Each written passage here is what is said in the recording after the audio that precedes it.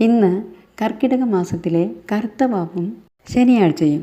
പിതൃപ്രീതിക്ക് ഉത്തമമാണ് ഇന്നത്തെ പ്രാർത്ഥനകൾ.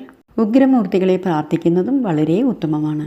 ഓം പിതൃഭ്യോ നമഃ. ഓം സ്വധാദേവ്യൈ നമഃ. ഓം അഘോരായ നമഃ. ഓം ഭദ്രകാളീദേവ്യൈ നമഃ. ഓം ശനീശ്വരായ നമഃ. ഓം നരസിംഹമൂർത്തയേ നമഃ. ഓം വനദുർഗായൈ നമഃ. ഓം ഹനുമാൻ സ്വാമിനേ നമഃ. ഓം രക്തേശ്വരീദേവ്യൈ നമഃ.